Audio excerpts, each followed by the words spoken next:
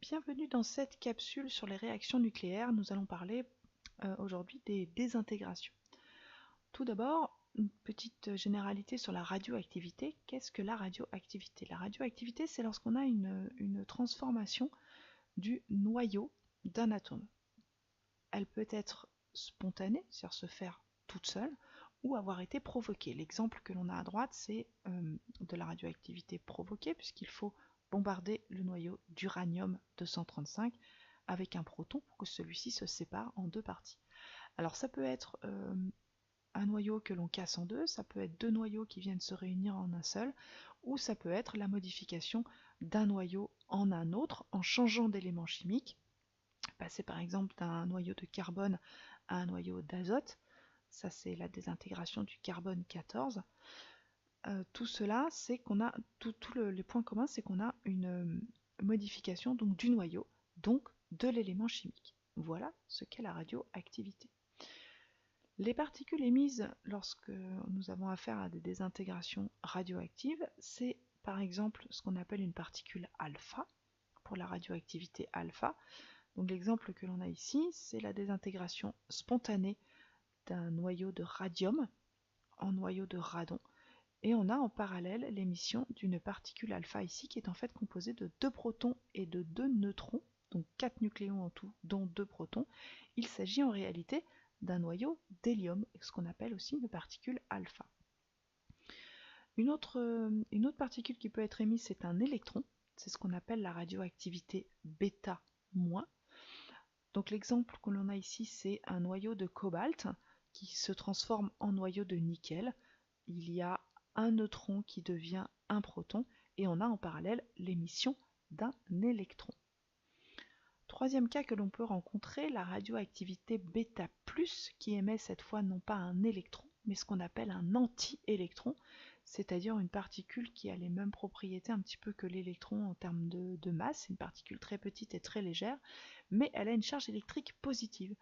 Donc cet anti-électron, on peut l'appeler positon, positron, anti-électron, c'est des termes qu'on va retrouver souvent. Donc ici on a notre noyau de sodium qui devient un noyau de néon avec émission d'un anti-électron. Alors toutes ces transformations radioactives peuvent être suivies d'un rayonnement, d'une émission de particules qu'on appelle des photons, c'est-à-dire du rayonnement gamma. Alors soit le rayonnement gamma se fait en parallèle de l'émission de la particule, soit il se fait après. Toujours est-il qu'on émet ici des photons de très haute énergie. Donc le rayonnement gamma, contrairement aux particules bêta et alpha, est très pénétrant. Puisqu'il est très énergétique, il pénètre beaucoup plus facilement la matière. C'est ce qu'on peut voir sur le petit schéma ici. Il faut une forte épaisseur de béton ou de plomb pour arrêter du rayonnement gamma, alors qu'une simple feuille de papier suffit à arrêter une particule alpha. C'est ce qui peut rendre les désintégrations radioactives dangereuses justement parce que s'ils pénètrent la matière, ils peuvent aussi pénétrer le corps humain. Alors les équations de réaction nucléaire. Donc on voit ici, on a l'exemple d'une désintégration d'uranium-238 et il s'agit ici, on reconnaît le noyau d'hélium, il s'agit de radioactivité alpha. Alors à quoi il faut faire attention? Il faut faire attention à la conservation des masses. Donc les masses, c'est les numéros qu'on a en haut. Entre les réactifs et les produits, on doit retrouver les mêmes masses. 238 égale 234 plus 4. C'est ce qu'on appelle la conservation des masses. Mais on doit aussi respecter la conservation des charges électriques. Donc là, c'est ce qu'on trouve en bas. Les 92 protons que l'on a ici, on en retrouve 90 dans le noyau de thorium et 2 dans le noyau d'hélium. C'est ce qu'on appelle la conservation des charges. Donc une équation de réaction nucléaire doit respecter ces deux lois, conservation des masses et conservation des charges. On vient de voir un exemple avec la radioactivité alpha, je vais vous donner deux autres exemples avec la radioactivité bêta- d'abord, émission d'un électron. On le reconnaît ici, l'électron, parce qu'il a sa charge électrique négative et que c'est une particule tellement légère qu'on peut considérer qu'elle n'a pas de masse, d'où le 0 ici.